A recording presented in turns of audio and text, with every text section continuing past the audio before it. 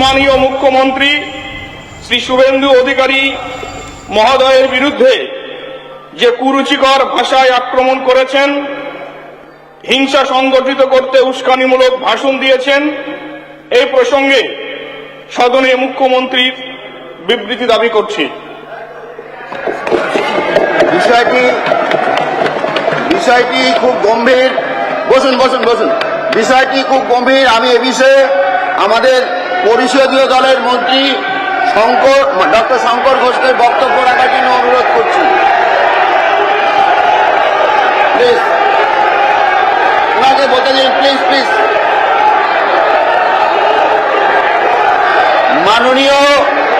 মাননীয় পরিষদীয় দলের মন্ত্রী শঙ্কর ঘোষ এবার তার বক্তব্য রাখবেন এ বিষয়ে। বসুন।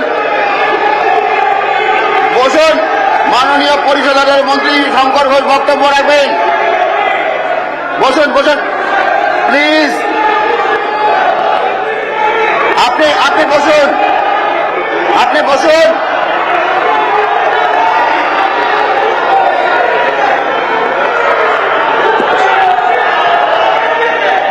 বসুন। মাননীয় অধ্যক্ষ মহোদয়, সদনের অবগতির জন্য জানাচ্ছি। বসুন। মাননীয় অধ্যক্ষ মহোদয়, বসুন।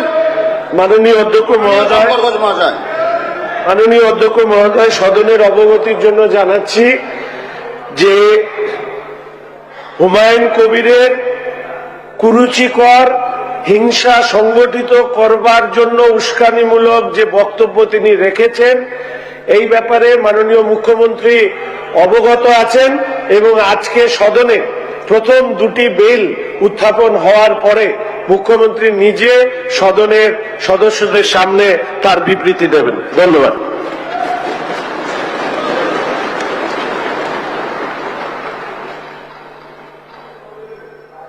পশ্চিমবঙ্গ বিধানসভা নিম্নলিখিত সদস্য 0 আওয়ারে অংশগ্রহণের জন্য আজ 29শে জুন নাম দিয়েছেন শ্রী কৌস্তভ বাগচি। আপনি বসুন। মাননীয় স্পিকার মহোদয়, আপনি বসুন। প্রথমেই এই হুমায়ুন কবির মহোদয়ের এই ভাষণের আমি তীব্র বিরোধিতা করছি এবং মুখ্যমন্ত্রীর বিবৃতির দাবি করছি। দ্বিতীয়ত, আমি আজকে জিরো আওয়ারে যে বিষয় উত্থাপন করার জন্য আজকে আমি আপনার ইন্টারভেনশন চাইছি এবং সরকারের ইন্টারভেনশন চাইছি। 2020 সালে ব্যারাকপুরে বিজেপি নেতা মনীষ শুক্লা হত্যা হয়েছিল এবং সেই ঘটনায় বেশ কিছু তৃণমূলের নেতাদের নাম এফআইআর থাকা সত্ত্বেও শুধুমাত্র চার্জশিটে সাসপেক্ট বলে দেখানো হয়েছে। আমি আপনার ইন্টারভেনশন চাই যাতে সরকার এই বিষয়ে সদর্থক পদক্ষেপ গ্রহণ করে, যাতে তৃণমূলের বেশ কিছু প্রভাবশালী নেতা তাদের এফআইআর নাম থাকা সত্ত্বেও তাদের বিরুদ্ধে কোন রকম কোনো ব্যবস্থা হয়নি, চার্জশিটে শুধুমাত্র সাসপেক্টেড বলে দেখানো হয়েছে, এই বিষয়ে যাতে ফার্দার ইনভেস্টিগেশন হয়, এই জন্য আমি আপনার ইন্টারভেনশনের দাবি করছি যাতে আমাদের সরকারও এই বিষয়ে যথোপযুক্ত ব্যবস্থা নেয়। ধন্যবাদ।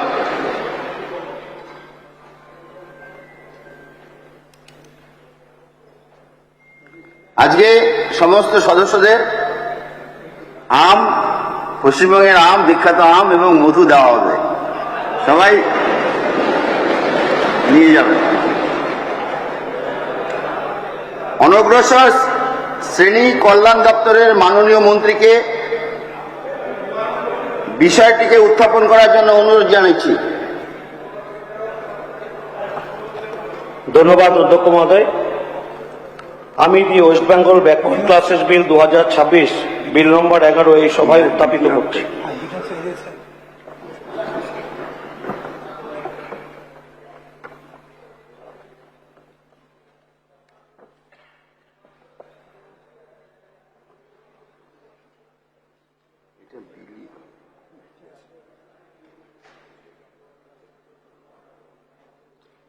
প্রধান সচিব বিলের শিরোনাম পাঠ করবেন। Sir, a bill to amend the West Bengal backward classes within brackets other than scheduled castes and scheduled tribes, reservation of vacancies in services and posts, bracket close, Act 2012.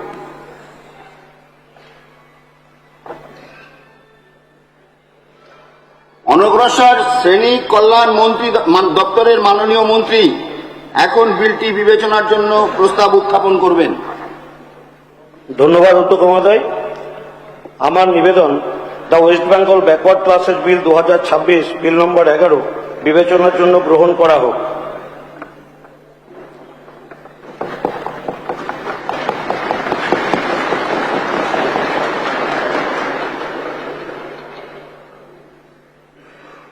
আমি মাননীয় সদস্য শ্রী অরিজিৎ বক্সিকে বলবার জন্য অনুরোধ করছি এ বিষয়ে। সময় 13 মিনিট।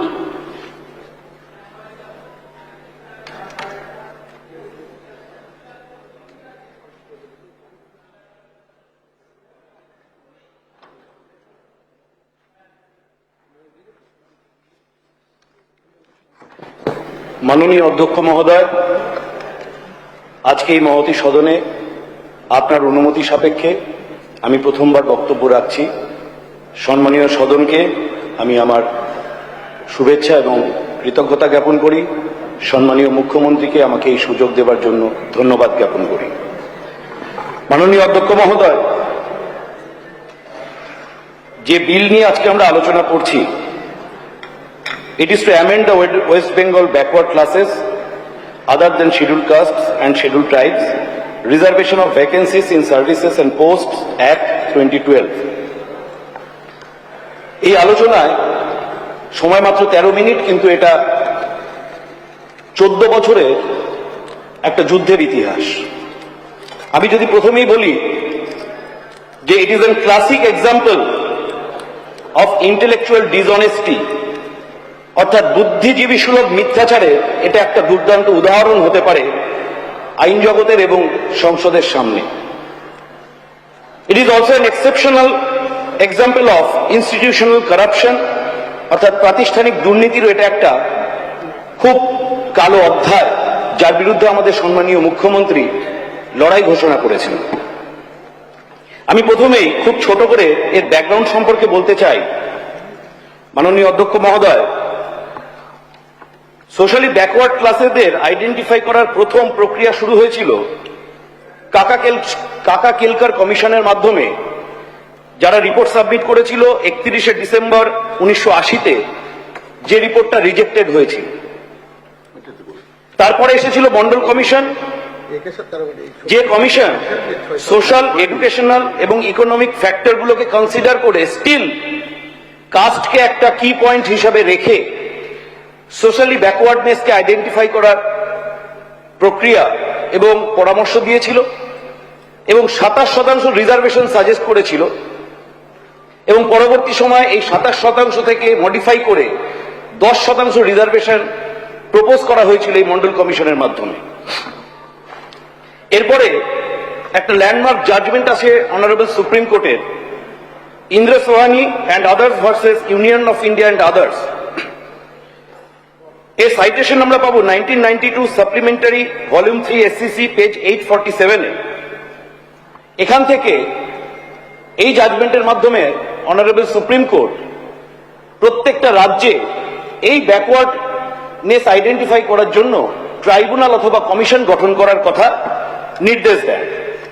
এই নির্দেশ অনুসারে 1993 সালে পশ্চিমবঙ্গেও এই কমিশন গঠিত হয়, যেটা West Bengal commission for backward classes এই হিসাবে চিহ্নিত হয় এবং নোটিফিকেশন ডেটেড মার্চ 3, 1993। এই কমিশন, মাননীয় অধ্যক্ষ মহোদয়, শুনলে হয়তো আশ্চর্য হবেন, 1993-তে গঠিত হবার পরে 1994 থেকে 2009 সাল পর্যন্ত এই কমিশন সর্বমোট 66টি কমিউনিটিকে ওবিসি বলে আইডেন্টিফাই করতে সক্ষম হয়। অর্থাৎ 15 বছরে 66টি কমিউনিটিকে আইডেন্টিফাই করা যায় পশ্চিমবঙ্গে ওবিসি তালিকাভুক্ত করার যোগ্য হিসাবে, যার মধ্যে 54টি কমিউনিটি হিন্দু এবং 12টি কমিউনিটি মুসলিম হিসাবে আইডেন্টিফাইড হয়।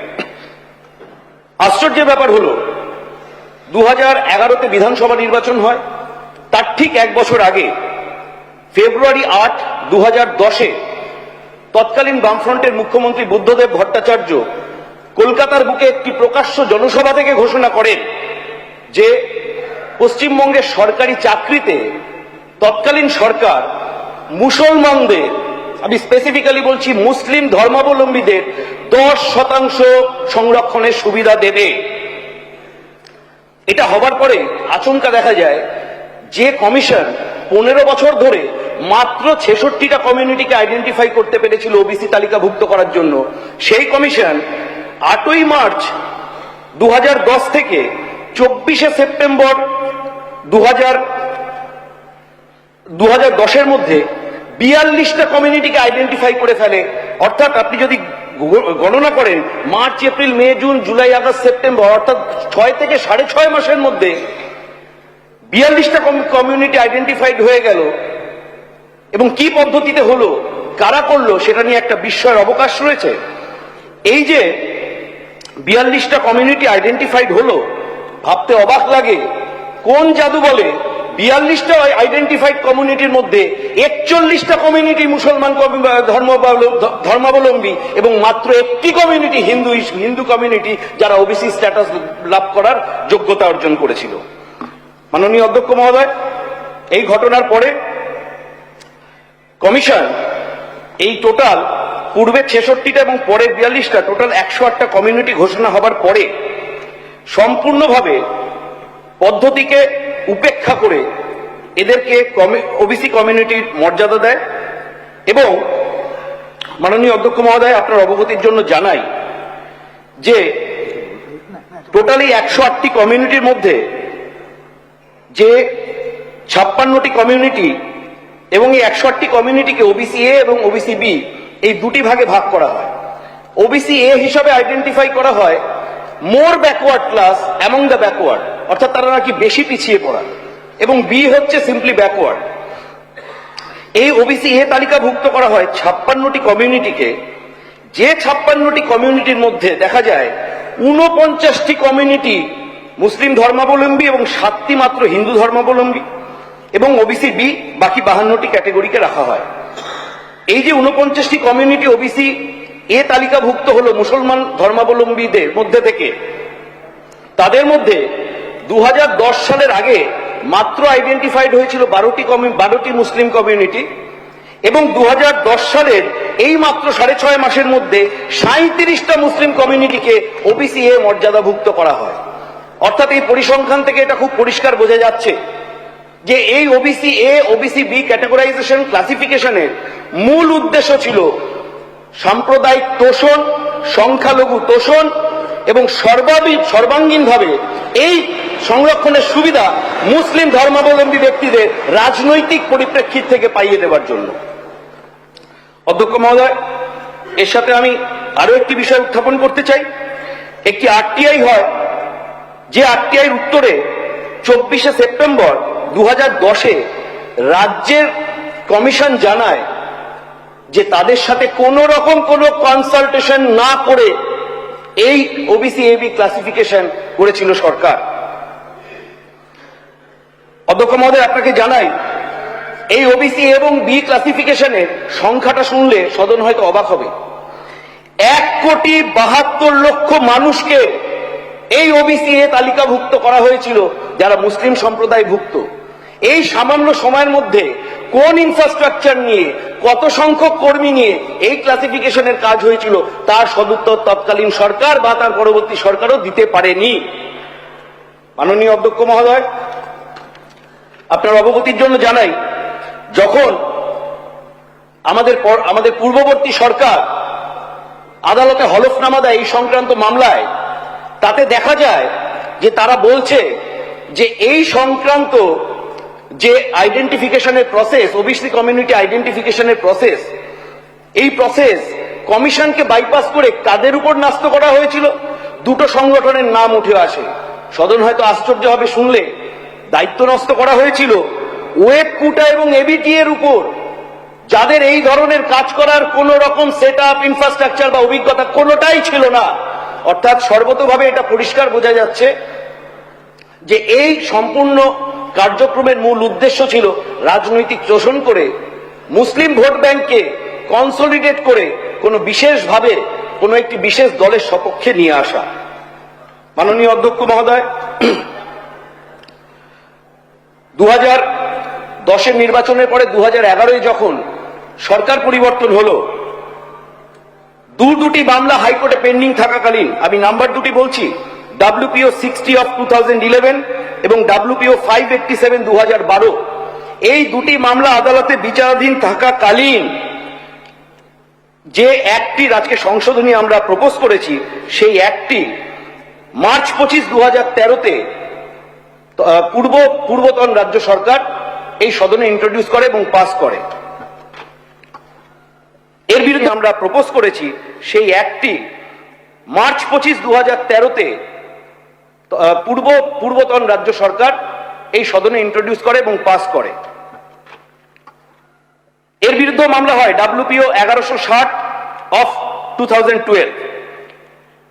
সেই মামলা পেন্ডিং থাকাকালীনও আরো নতুন 37টি কমিউনিটিকে ওবিসি তালিকাভুক্ত করা হয়। অর্থাৎ আমরা এখানে দেখতে পেয়েছি যে এখানে আমরা সদনের সামনে পরিষ্কার হবে যে এই মামলায় Kolkata high court, honourable Calcutta high court বারে বারে জুডিশিয়ারির লেজিসলেচারের মান্যতাকে ঊর্ধ্বে তুলে ধরতে চেয়েছেন, কিন্তু তৎকালীন সরকার এই সদনে বসে এই লেজিসলেচারের মান্যতাকে অবমর্যাদাকর করেছেন।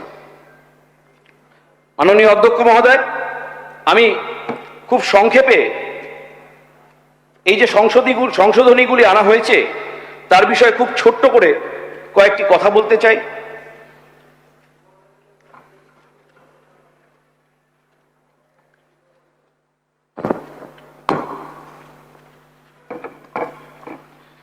এই সংশোধনীর যে সেকশন 2H, এই 2H সম্পর্কে আমি বলতে চাই।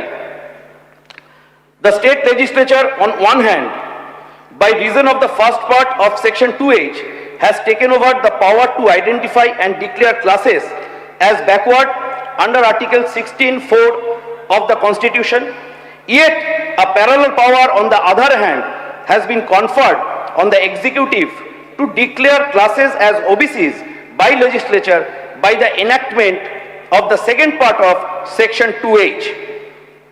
The state executive was already conferred with the power to declare classes as OBC under inter alia article 16(4) read with article 46 of the constitution.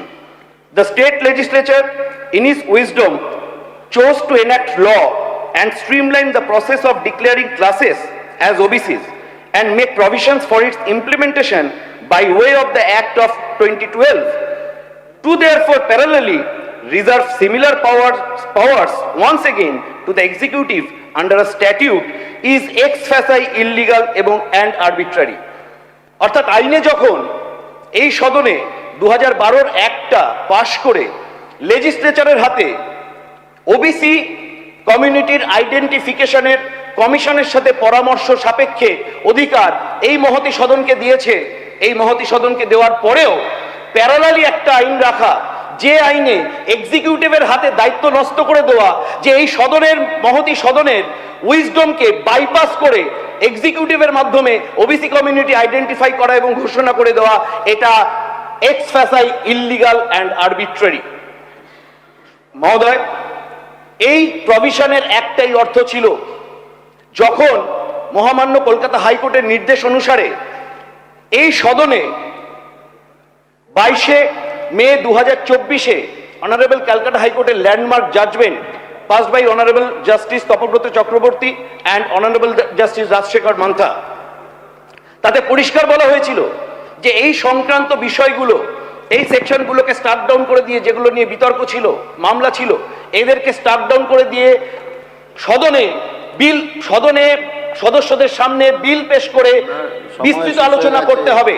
তৎকালীন আমাদের বিরোধী দলনেতা ছিলেন বর্তমান মুখ্যমন্ত্রী শ্রী শুভেন্দু অধিকারী মহোদয়। তিনি 30 সেকেন্ড অনারেবল স্পিকার স্যার, তিনি বারে বারে এই সদনে চেঁচিয়ে চেঁচিয়ে বলেছিলেন দাঁড়িয়ে, আমরা টিভিতে সেই সম্প্রচার দেখেছিলাম, যে এই বিলের উপর এই সদনে আলোচনা হওয়া দরকার আছে। সেদিন তৎকালীন স্পিকার মহোদয় টিফিন ব্রেক ঘোষণা করে দিয়ে আলোচনাকে বন্ধ করে দিয়ে একতরফা ভাবে এটাকে পাশ করিয়ে দিয়েছিলেন। আজকে আমি 30 সেকেন্ডে শেষ করে দিচ্ছি। আজকে আমার বক্তব্যে এইটুকুনি থাকলো যে আজকের এই যে সংশোধনী এটা অত্যন্ত যুগোপযোগী, বাস্তবোচিত এবং আইনসম্মত। আমি এই সংশোধনীকে সর্বতোভাবে সমর্থন করি।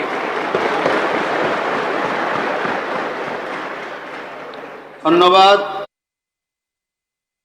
দরকার হয় তাহলে পূর্ণাঙ্গ সামাজিক সমীক্ষা কোথায়, সামাজিক সমীক্ষা করে সেটা বাস্তবে রূপ দিলে হয়তো সেটা ফলপ্রসূ হতো, বাস্তবায়িত হতো, কিন্তু সেটা কার্যকরী হয়নি। যদি ভবিষ্যতে সরকার নোটিফিকেশন জারি করে সংরক্ষণের হার পরিবর্তন করে তাহলে এই বিধানসভায় এই সিদ্ধান্ত অনুমোদন করা দরকার। সেটা কবে কার্যকরী হবে, না হলে জবাবদিহি দেওয়া সম্ভব হবে না। মাননীয় অধ্যক্ষ মহাশয়, আপনার কাছে আমার আরেকটা আবেদন, আমরা চাই ওবিসি সমাজের অধিকার সরকার পরিবর্তনের সঙ্গে পরিবর্তন আনুক। আজকের সরকার থাকবে, কালকে সরকার না থাকবে না, কিন্তু সমাজে আদার ব্যাকওয়ার্ড ক্লাস তারা যেন সেই সুযোগ সুবিধা থেকে বঞ্চিত না হয়, সেটা দৃষ্টি আকর্ষণের জন্য আমি এই সদনে আমি সেটা প্রস্তাব রাখছি। আইন থাকবে, আইন মানুষের ভরসা প্রতিষ্ঠিত হবে। নিশ্চয়ই সরকারের কাছে আমার বিনীত আবেদন, এই বিল তাড়াহুড়ো করে পাশ করার কোনো দরকার নেই। এটি সিলেক্ট কমিটিতে পাঠানো দরকার, আলোচনা করে সঠিক সিদ্ধান্ত নেওয়া দরকার। ওবিসি এ 10%, ওবিসি বি 7% ছিল, যেটা সেটি যদি তুলে দেওয়া হয় তাহলে আমার মনে হয় একটা আলোচনা করে আদার ব্যাকওয়ার্ড ক্লাস সমাজে যারা পিছিয়ে আছে, এখন আমরা অনেকেই বলি তারা জেনারেল কাস্টের সমতুল্য, জেনারেল কাস্টের সঙ্গে তুলনা করা হয়, কিন্তু প্রকৃত গরিব ও আদার ব্যাকওয়ার্ড ক্লাসের মধ্যে আছে, তারা কিন্তু সেই সুযোগটা পাচ্ছে না, শিক্ষায় পাচ্ছে না, চাকরি বাকরির ক্ষেত্রে পাচ্ছে না। সেই সুযোগটা তারা যাতে পায়, সে সমস্ত সম্প্রদায়ের মানুষ পাক, এটা আমি দাবি করব। শুধুমাত্র একটা ক্যাটাগরি পাবে এটা তা নয়, সব সম্প্রদায়ের গরিব মানুষ যারা আদার ব্যাকওয়ার্ড ক্লাস আছে তারা পাক, এটা আমি দাবি রাখবো। বিশেষজ্ঞদের মতামত দিন, কমিশনের পূর্ণ রিপোর্ট প্রকাশ করুন, ওবিসি সম্প্রদায়ের প্রতিনিধিদের মতামত জানা দরকার। যারা ওবিসি সম্প্রদায়ের প্রতিনিধি আছে তাদের মতামত অবশ্য একান্ত দরকার, তাদের মতামত নেওয়া। তারপর একটা শক্তিশালী স্থায়ী আইন গড়ে উঠুক, এটা আমার দাবি, আমার প্রস্তাব। মাননীয় অধ্যক্ষ মহাশয়, আমাদের বিরোধিতা রাজনৈতিক নয়, আমাদের বিরোধিতা নীতিগত। আমরা চাই সংবিধান মর্যাদায় অক্ষুণ্ণ থাকুক, বিধানসভায় মর্যাদা অক্ষুণ্ণ থাকুক, ওবিসি সম্প্রদায়ের অধিকার আইনের মাধ্যমে সুরক্ষিত থাকুক, নোটিফিকেশনের মাধ্যমে নয়, আলাপ আলোচনার মাধ্যমে সেটা বাস্তবায়িত হোক, এটা আমরা চাই। শেষ আমি শুধু একটু বলবো, সরকার আসে সরকার যায়, আইন জনগণের আস্থা, এই আস্থা দুর্বল না করাই বাঞ্ছনীয়। সবাই আমরা আইনের অধীনে, আইনের ঊর্ধ্বে কেউ নই। তাই বর্তমানে এই বিল ওবিসি সমাজের পর্যাপ্ত আইন নিশ্চয়তা দেয় না এবং আইনসভার পরিবর্তনে নির্বাহী বিভাগের হাতে বেশি ক্ষমতা কেন্দ্রীভূত করে। এই কারণে আমি বিলের পূর্ণাঙ্গ সমর্থন করছি না। বিলটি সিলেক্ট কমিটি পাঠানোর জন্য আমি আবেদন রাখছি এবং আমি আবেদন রাখব যে সমাজে এসসি সম্প্রদায় যে সুযোগ সুবিধা ভোগ করে, আদার ব্যাকওয়ার্ড ক্লাস হিসাবে ওবিসি সম্প্রদায়, তার আগামী দিন সেই সুযোগ সুবিধাটা ভোগ করুক। শিক্ষার ক্ষেত্রে, চাকরি বাকরির ক্ষেত্রে তাদের সংরক্ষণ প্রতিষ্ঠিত হোক, এটি আমি আবেদন রাখছি। এই বক্তব্য রেখে মাননীয় অধ্যক্ষকে শুভেচ্ছা জানিয়ে আমি আমার বক্তব্য শেষ করলাম। নমস্কার।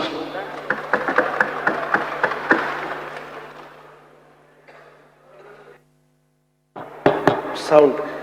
যে মাননীয় স্পিকার মহোদয়, এখনই বিরোধী পক্ষের সম্মানীয় বক্তা তিনি বিলের উপরে আলোচনা করতে গিয়ে বলেছেন সিলেক্ট কমিটিতে পাঠানোর প্রয়োজন। ঠিক কি? আমি কি ভুল শুনেছি?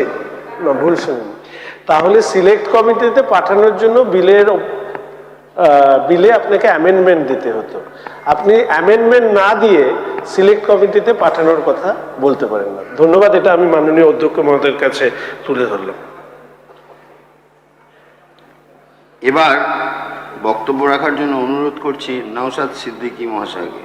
মাননীয় সদস্য নওশাদ সিদ্দিকী, আপনার সময় 6 মিনিট। ধন্যবাদ speaker sir. The West Bengal backward classes অ্যাক্টের অ্যামেন্ডমেন্টের উপরে আমাকে বলতে দেওয়ার জন্য। স্যার, এই বিলের কপিটা পড়ে যেটা বুঝতে পারলাম, সংশোধনীতে একটা নির্দিষ্ট সম্প্রদায়কে টার্গেট করে রাজনীতিকরণের অপচেষ্টাতেই যারা সমাজের পিছিয়ে বর্গের আছে তাদেরকে ক্রমশ বঞ্চিত করা হচ্ছে। স্যার, বক্তব্য শুরুতে আমাদের শাসক দলের বক্তা একটা প্রসঙ্গ তুললেন, বুদ্ধবাবু 10% সংরক্ষণ সরাসরি মুসলিম সম্প্রদায়ের জন্য বরাদ্দ করেছিলেন। জানি না কোন পরিপ্রেক্ষিতে করেছিলেন বুদ্ধবাবু, তবে রঙ্গনাথ মিশ্র কমিশনের কথা আমরা জানি, যেটাকে national commission for religious and linguistic minorities NCRLM 2007-এ যে সুপারিশগুলো দিয়েছিল সেখানে সরাসরি বলেছিল সংখ্যালঘুদের জন্য 15% সরাসরি উচ্চশিক্ষায় এবং চাকরিতে সংরক্ষণের। সেখানে স্পেসিফিক্যালি সংখ্যালঘু মুসলিম সম্প্রদায়ের কথা উল্লেখ করেছিল 10% উচ্চশিক্ষায় এবং চাকরিতে তাদের জন্য বরাদ্দ, কোটা রিজার্ভেশনের জন্য। যাই না বুদ্ধবাবু কোন পরিপ্রেক্ষিতে বলেছিল, তবে হাউসের জ্ঞাতার্থে আমি এই প্রসঙ্গটা এখানে উত্থাপন করলাম। স্যার, আমি প্রথমেই এই বিলের বিরোধিতা করছি, কারণ এই বিলে আমরা দেখছি যে কোনো না কোনো জায়গায় এই সংরক্ষণের বিষয়টা নিয়ে যারা পিছড়ে বর্গের আছে, আদার ব্যাকওয়ার্ড ক্লাসেস, যারা ক্লাসের মধ্যে যারা পড়ছে, জাতি বৈষম্য বা হিংসার রূপ ধারণ করতে পারে। স্যার, আমি ইতিপূর্বে এই হাউসে এই ওবিসি নিয়ে চর্চা করতে গিয়ে বলেছি, কোনো মতেই না ওবিসি মুসলিম, না ওবিসি হিন্দু বা অন্য যারা ধর্মের আছে, ধর্মীয় পরিচয় না দেখে একটা স্বচ্ছতার সাথে সায়েন্টিফিক ওয়েতে কমিশনের অ্যাক্টকে মান্যতা দিয়ে, গাইডলাইনকে মান্যতা দিয়ে তৈরি হোক এবং তার পরিপ্রেক্ষিতে সংরক্ষণের ব্যবস্থা করা হোক। স্যার, আমরা ভুলে যাচ্ছি না, ইন্দিরা সাহানি বনাম ভারত সরকারের 1952 সালের মামলা আছে, ঐতিহাসিক রায়, যেখানে স্পষ্টভাবে বলা ছিল 50% মধ্যে সীমাবদ্ধ রাখতে সংরক্ষণ। কিন্তু এই সংরক্ষণ রাখতে কিন্তু ওবিসিদের যে প্রাপ্য অংশ ইচ্ছা মতো এখানে যে কমিয়ে দেওয়া হচ্ছে, এটার আমি স্যার চরম বিরোধিতা করছি। স্যার, ওবিসির মন্ডল কমিশনের সুপারিশ ছিল 27% সংরক্ষণের যে সুপারিশ করেছিল, রাজ্যের সংখ্যালঘু জনসংখ্যার অনুপাতে সংরক্ষণ বাড়ানো দরকার, তার পরিবর্তে 17 থেকে নেমে 7-এ পৌঁছে দেওয়া হচ্ছে। স্যার, আমরা ভেবেছিলাম 17 আছে, 27 হবে, পিছিয়ে বর্গের যারা আছে তাদেরকে মূল স্রোতে নিয়ে আসবে। অবশ্যই সেটা সায়েন্টিফিক ওয়েতে হওয়া দরকার, কিন্তু তার পরিবর্তে দেখছি 10% কমিয়ে দিয়ে আপনার 7% দাঁড় করিয়েছে। ফলে স্যার, পশ্চিমবাংলার যে মোট জনসংখ্যার একটা বিশাল অংশ ওবিসি সম্প্রদায়ভুক্ত, মূলত যেটাকে এ এবং এ বিতে ভাগ করে রাখা হয়েছে, সেই 7% কমিয়ে দিলে সরকারি চাকরি এবং উচ্চশিক্ষার সংরক্ষণের ক্ষেত্রে কোনো না কোনো ক্ষেত্রে তারা এই সম্প্রদায় বঞ্চিত হবে বলে আমরা আশঙ্কা প্রকাশ করছি। শুধু তাই নয় স্যার, মন্ডল কমিশনের যে সুপারিশগুলো ছিল সেটাকেও কোনো না কোনো জায়গা থেকে অবমাননা করা হচ্ছে। ফলে সোশ্যাল জাস্টিস যে ধারণা যেটা আছে সেটাও এক প্রকার ধ্বংস হবে। স্যার, শুধু তাই নয়, ল্যাক অফ এম্পিরিক্যাল ডেটার এখানে আমরা অবস্থান দেখতে পাচ্ছি। সুপ্রিম কোর্টের নির্দেশনা অনুযায়ী যে কোনো সংরক্ষণ সীমা পরিবর্তন করতে গেলে নির্দিষ্ট এম্পিরিক্যাল ডেটা বা বিজ্ঞানসম্মত সমীক্ষার প্রয়োজন হয়। রাজ্য সরকার কোন তথ্যের ভিত্তিতে ওবিসি সংরক্ষণের সংকোচনের দিকে হেঁটেছে, এই স্যার বিলেও সেটা উত্থাপন নয়। সেটা করা দরকার স্যার। তালিকা অসঙ্গতি, শ্রেণী বিভাগের জটিলতা। স্যার, এই বিলের 3 নম্বর ধারায় বলা হয়েছে ওবিসি তালিকা এবং সংজ্ঞা সম্পূর্ণভাবে West Bengal commission for backward classes act 1993 এর উপর ছেড়ে দেওয়া হয়েছে। এবং বিলের 5B-তে বলা হয়েছে সরকার নিজের ইচ্ছা মতো রিলেটিভ ব্যাকওয়ার্ডনেস, আপেক্ষিক অনগ্রসরতা যারা আছে তাদের মেপে ওবিসিদের বিভিন্ন ক্যাটাগরিতে ভাগ করবে এবং শতাংশ ঠিক করবে। স্যার, এতেই স্যার সমস্যা সব থেকে বড় হবে।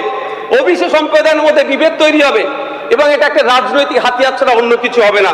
কমিশন নিরপেক্ষতা বজায় না রাখলে সরকার যদি রাজনৈতিক স্বার্থ চরিতার্থে ওবিসি ক্যাটাগরিগুলো তাদের সংরক্ষণের হার বারবার পরিবর্তন করে, এবং তাতে কি হবে, সরকারি চাকরির ক্ষেত্রে নিয়োগের প্রক্রিয়াতে কিন্তু সম্পূর্ণ হবে না এবং আইনি চ্যালেঞ্জ হবে।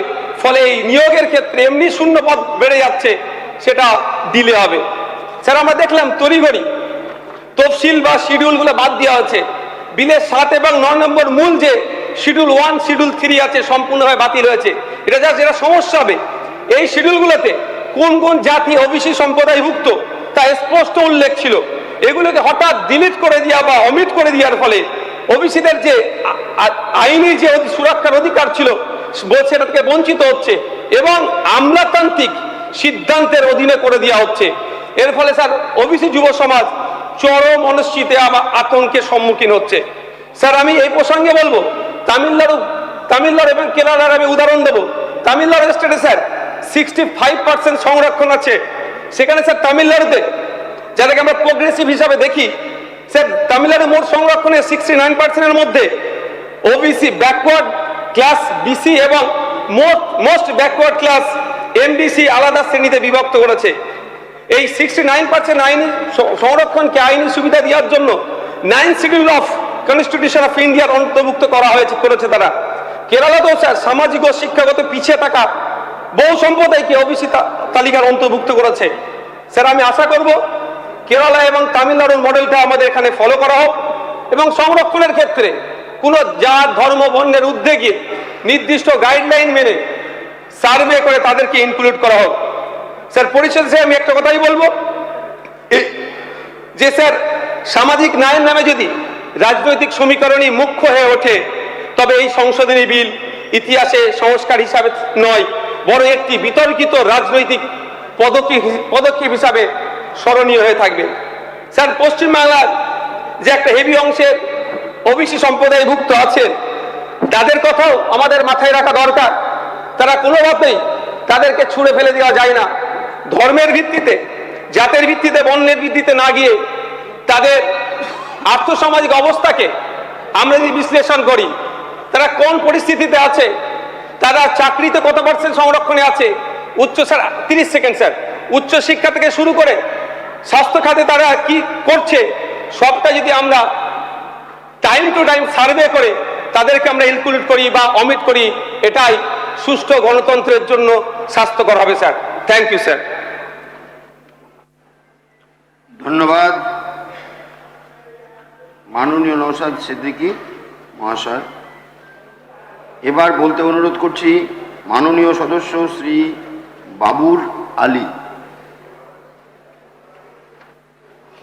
মাননীয় অধ্যক্ষ মহাশয়, আপনাকে ধন্যবাদ। আমাকে 5 মিনিট আমাকে বিল number 11 of 2026, the West Bengal backward classes other than scheduled castes and scheduled tribes reservation of vacancies in services and posts amendment bill 2026 এর উপর বলতে দেওয়ার জন্য আপনাকে পুনরায় ধন্যবাদ জানাই।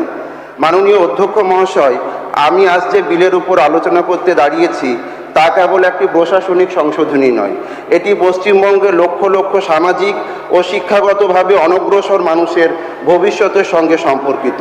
মাননীয় অধ্যক্ষ মহাশয়, আমি সংরক্ষণের বিরোধী নয়, আমি পিছিয়ে পড়া শ্রেণীর স্বার্থ রক্ষার বিরোধী নয়।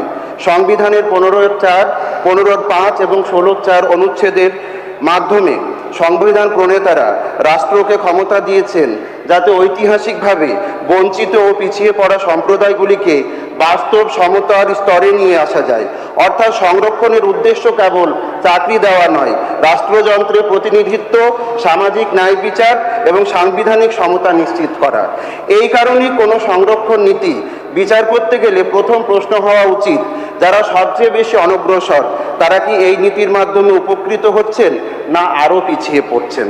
মাননীয় অধ্যক্ষ মহাশয়, আমাদের মনে রাখতে হবে সংবিধান বলেছেন সামাজিক ও শিক্ষাগত অনগ্রসরতার ভিত্তিতে বিশেষ ব্যবস্থা গ্রহণ করতে হবে।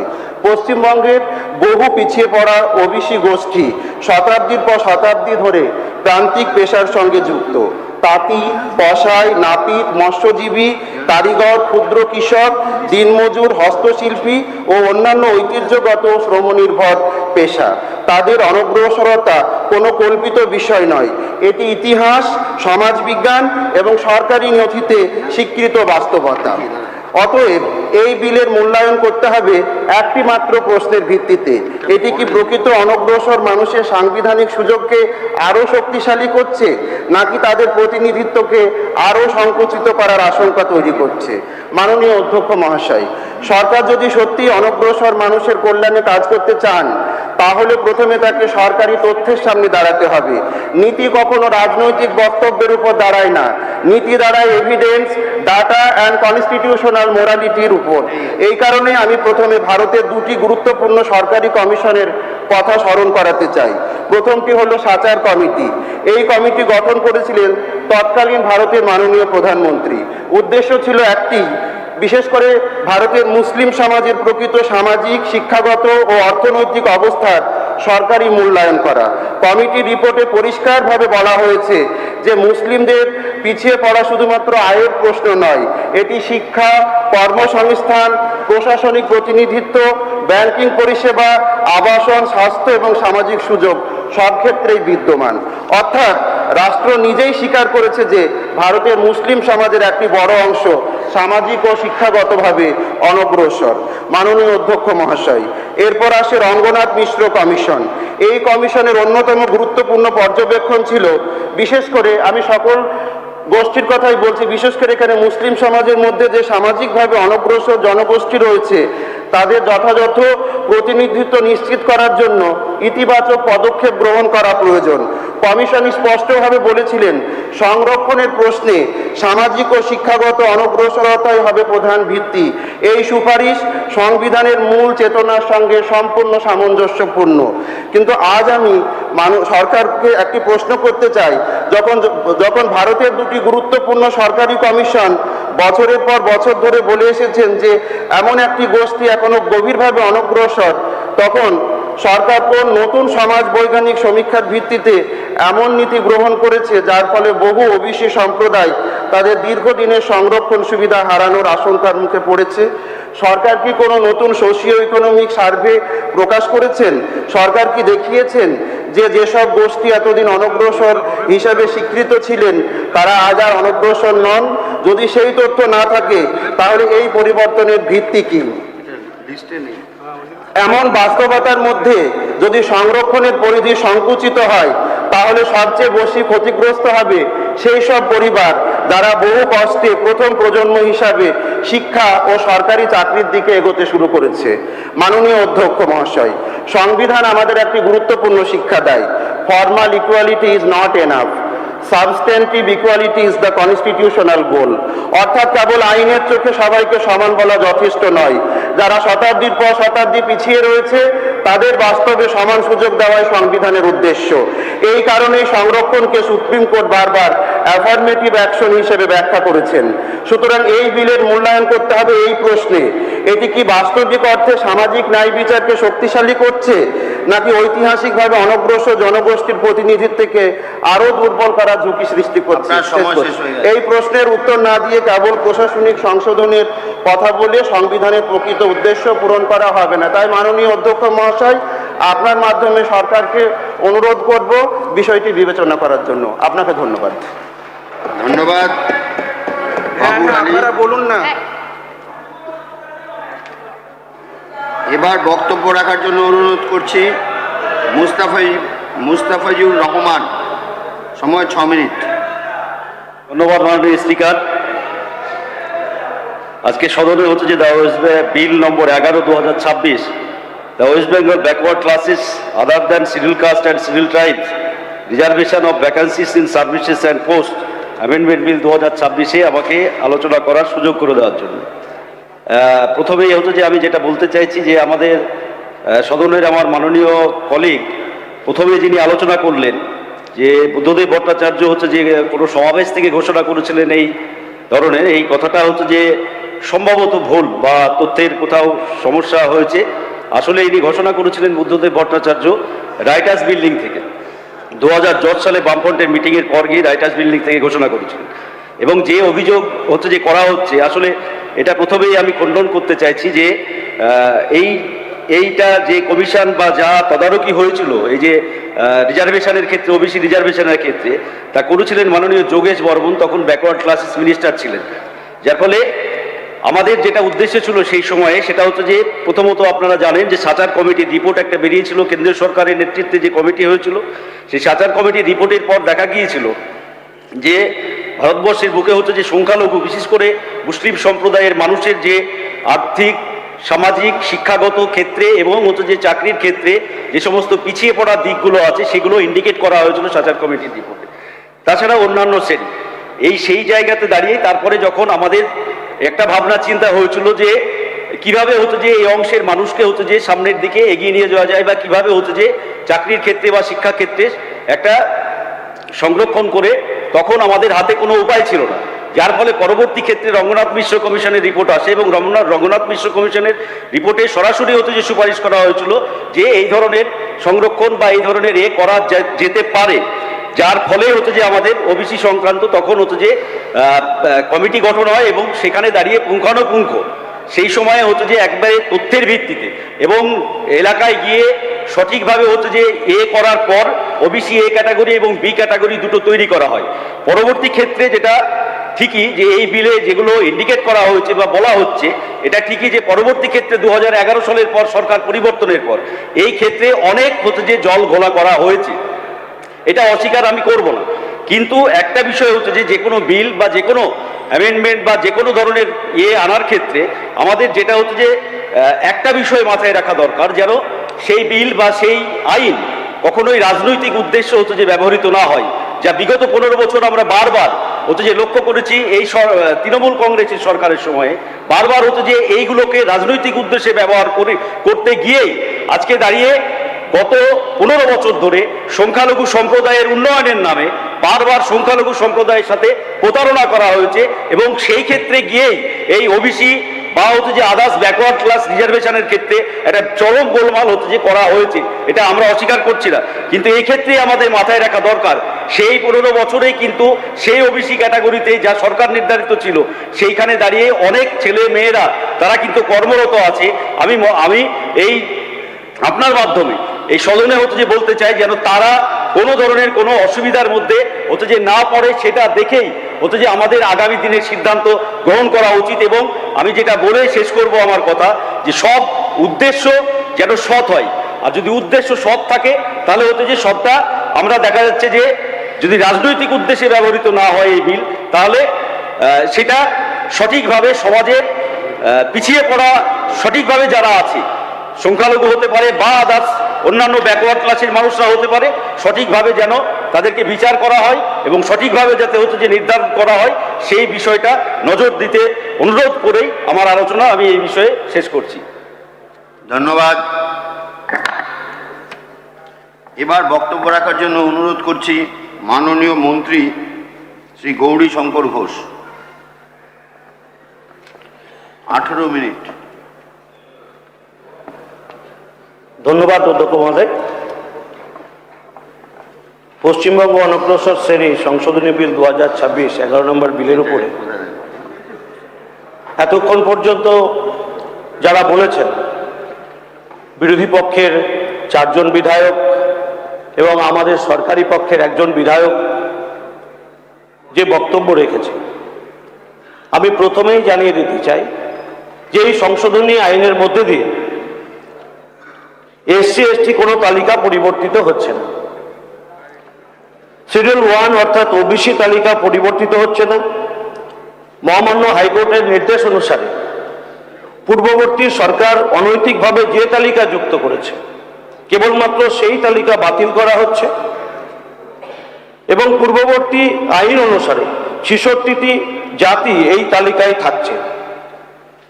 পূর্বতন যে সরকার অতিরিক্ত 113টি জাতিকে তড়িঘড়ি করে এই তালিকাভুক্ত করেছিলেন শুধুমাত্র রাজনৈতিক স্বার্থ চরিতার্থ করতে। পূর্বতন সরকারের লক্ষ্যই ছিল নির্বাচনে জিততে হবে, সে কারণে যত খুশি সম্ভব বিশেষ সম্প্রদায়কে তোষণ করতে অবাধে তাদের জাতিগোষ্ঠীকে ওবিসি তালিকাভুক্ত শুধু নয় এ ক্যাটাগরির মধ্যে রাখা হয়েছে। মহামান্য কলকাতা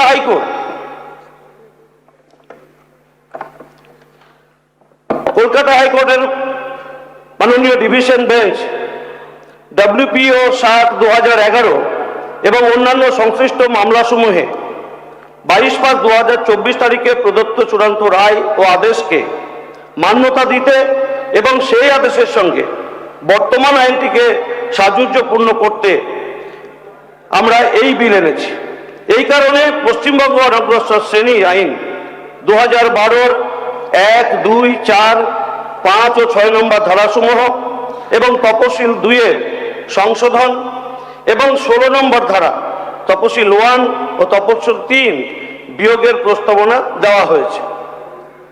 এই সংশোধনীর ফলে আপনাদের মনে হতে পারে যে যাদেরকে বাদ দেওয়া হলো বা ভবিষ্যতে আগামীতে কাউকেই আর এই তালিকাভুক্ত করা যাবে না। এখানে বলা হয়েছে যে কমিশনের সুপারিশ অনুসারে নতুন জাতি পুনরায় যুক্ত হতে পারে। কমিশনকে যেভাবে পূর্বতন সরকার পাশ কাটিয়ে শুধুমাত্র রাজনৈতিক স্বার্থ চরিতার্থ করতে, বিশেষ সম্প্রদায়কে তোষণ করতে 113টি গোষ্ঠীকে, জাতিগোষ্ঠীকে এই তালিকাভুক্ত করা হয়েছিল, মহামান্য হাইকোর্ট সেটাতে রায় দিয়েছিলেন যে সাযুজ্যপূর্ণ নয়। তারা কমিশনকে পাশ কাটিয়ে রাজনৈতিকভাবে নিজেদেরকে প্রতিষ্ঠিত করতে এই আইন তারা কার্যকর করেছিল। 1993 সালের যে আইন, আমরা সেই আইনের যে 66টি জাতি তাদেরকে আমরা রেখেছি। পরবর্তীতে যদি আবার কমিশন মনে করেন কোনো সার্ভের মধ্যে দিয়ে বা অন্য কোনোভাবে অনুসন্ধান চালিয়ে যে এই বিশেষ বিশেষ সম্প্রদায়ে সামাজিক ও শিক্ষাক্ষেত্রে তাদেরকে সংরক্ষণ দেওয়া উচিত, তাহলে অবশ্যই কমিশন সরকারের কাছে তাদের সার্ভে বা তত্ত্বাবধান বা যেভাবে তারা অনুসন্ধান করেছেন সেই বিষয় রাখবেন। সরকার অবশ্যই সেই বিষয় আলোচনা করে আগামীতে তাদেরকে তালিকাভুক্ত করতে পারবে। এই নয় যে একেবারেই বন্ধ হয়ে গেল। যারা বলছেন যে একটা সম্প্রদায়কে টার্গেট করে বাদ দেওয়া হচ্ছে, তাহলে পূর্বতন সরকারও তো একটা টার্গেটকেই আপনারা বলতে চাইছেন, তাহলে তখন কেন বলেননি আপনারা যে শুধুমাত্র 113টা সম্প্রদায়ের মধ্যে যে রাজ্যে সংখ্যাগরিষ্ঠ অংশ রয়েছে ওবিসির তাদেরকে শুধুমাত্র 8টা আর আপনারা 105টা নিলেন? তখন কিন্তু আপনারা বলেননি, তখনও তো আপনারা রাজনৈতিক স্বার্থ চরিতার্থ করতেই বিল এনেছিলেন। মাননীয় অধ্যক্ষ মহোদয়, ধারা 1 প্রস্তাবিত সংশোধনী আইনের বলে মূল আইনের নামকরণের প্রয়োজনীয় অংশে বিলোপ এবং যথোপযুক্ত সংশোধন করে আইনটিকে পশ্চিমবঙ্গ অনগ্রসর শ্রেণী আইন 2012 হিসেবে নামকরণ করা যেতে পারে।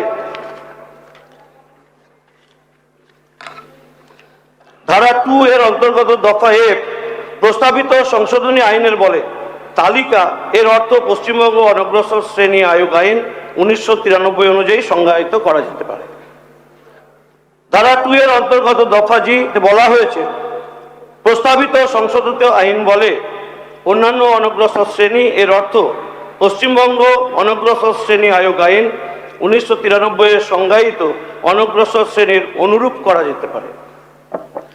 ধারা 4 তপশিল 1 ও তপশিল 3 এর বিলোপের কারণে তপশিল 2 কে কেবল তপশিল হিসেবে নামকরণ করা যেতে পারে।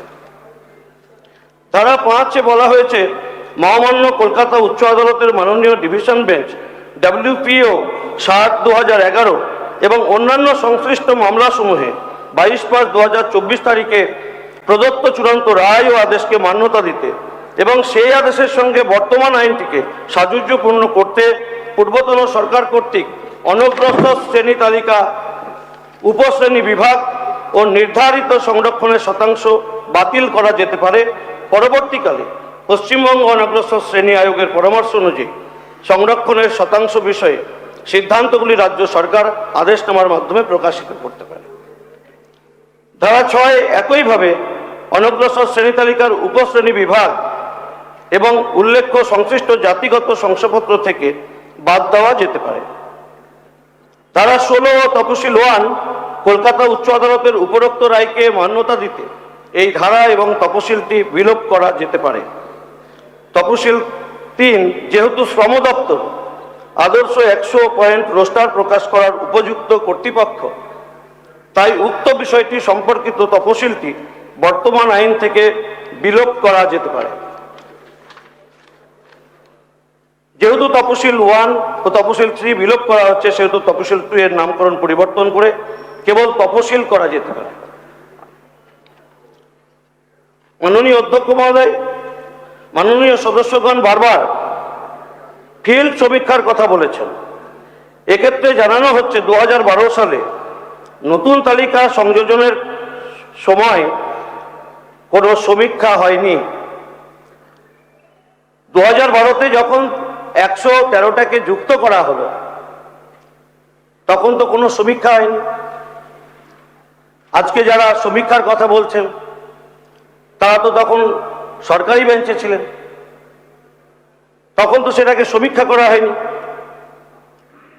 আর সে কারণেই মহামান্য হাইকোর্ট সেগুলোকে বাতিল ঘোষণা করেছে। তাই মাননীয় অধ্যক্ষ মহোদয়, আমি সদনের কাছে এটাই বলবো যে আমাদের লক্ষ্য 1993 সালের যে 66টি জাতিগোষ্ঠীকে সেই সময়ে বিভিন্ন সমীক্ষার মধ্যে দিয়ে ওবিসি তালিকাভুক্ত করা হয়েছিল, সেটা এই আইনে বজায় রাখা হচ্ছে এবং মহামান্য হাইকোর্টের যে রায় সেই অনুসারে 113 যে জাতিগোষ্ঠীকে নেওয়া হয়েছিল সেটাকে বাতিল ঘোষণা করা হচ্ছে। আগামীতে কমিশন অনুসন্ধান করার পরে যদি কোনো জাতিগোষ্ঠীকে শিক্ষাক্ষেত্রে এবং সামাজিক ক্ষেত্রে তাদের মনে হয় যে এদেরকে ওবিসি তালিকাভুক্ত করা প্রয়োজন, তাহলে অবশ্যই কমিশনের সিদ্ধান্ত আমাদের সরকারকে জানাবে, রাজ্য সরকারকে জানাবে। অবশ্যই রাজ্য সরকার সেক্ষেত্রে সিদ্ধান্ত নিতে পারবে। মহামান্য হাইকোর্টের রায়কে সম্মান জানিয়ে আমাদের এই সরকার এই বিল এনেছিল। আমি এই বিলকে সম্পূর্ণভাবে আলোচনার মধ্যে দিয়ে সকলকে জানাচ্ছি যে আমরা কোনো রাজনৈতিক উদ্দেশ্যে এই সংশোধন আনিনি। কলকাতা হাইকোর্টের যে বেঞ্চ যে সিদ্ধান্ত দিয়েছেন তাকে সম্মান জানাতেই আমরা এই সংশোধন এনেছি। মাননীয় অধ্যক্ষ মহোদয়, আমি শুধু আরেকবার এইটুকুই বলবো যে আগামী দিনে বারবার করে সংবিধান সংশোধন, যদি আজকে রাজ্য সরকার, পূর্বতন রাজ্য সরকার যেভাবে কমিশনকে বাদ দিয়ে নিজের খেয়াল খুশি মতো কমিশনের ক্ষমতাকে খর্ব করে দিয়েছিল, এক কথায় কমিশন কোনো বিষয় নয়, সরকারই যা খুশি করবে, এটাই 2012 সালের আইনের মধ্যে দিয়ে আমরা পরিলক্ষিত হতে দেখেছি। তাই মহামান্য হাইকোর্টের বেঞ্চ সেটাকে খারিজ করে দিয়েছে। আমরা মহামান্য হাইকোর্টের রায়কে সম্মান জানিয়ে আমরা এই সংশোধন এনেছি। বর্তমানে 66টি জাতিগোষ্ঠী এই আইনে থাকবে, ওবিসি তালিকাভুক্ত। ভবিষ্যতে কমিশন যদি মনে করেন কোনো জাতিগোষ্ঠীকে সংরক্ষণের আওতায় আনা উচিত, অবশ্যই তারা রাজ্য সরকারকে বলবে। আমরা রাজ্য সরকার বিবেচনা করবে তাদেরকে সেই তালিকাভুক্ত করা যায় কিনা।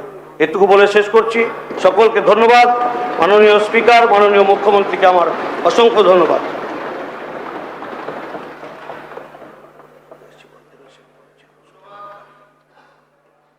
ধন্যবাদ মাননীয় মন্ত্রী গৌরীশঙ্কর ঘোষ মহাশয়। এখন প্রশ্ন হলো, বিলটি বিবেচনার জন্য গ্রহণ। যে সকল সদস্য এই মতের পক্ষে তারা অনুগ্রহ করে হা বলুন। যে সকল সদস্য এই মতের বিপক্ষে তারা অনুগ্রহ করে না বলুন।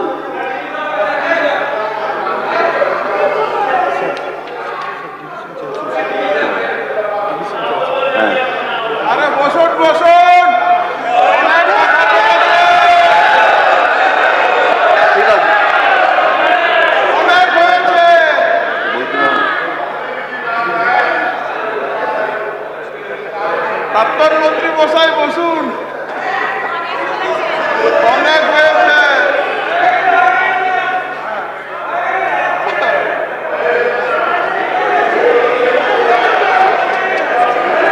আমাদের আমাদের বেলটা চলছে না, দুঃখিত।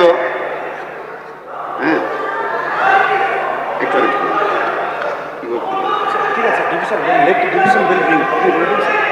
let the division bell ring.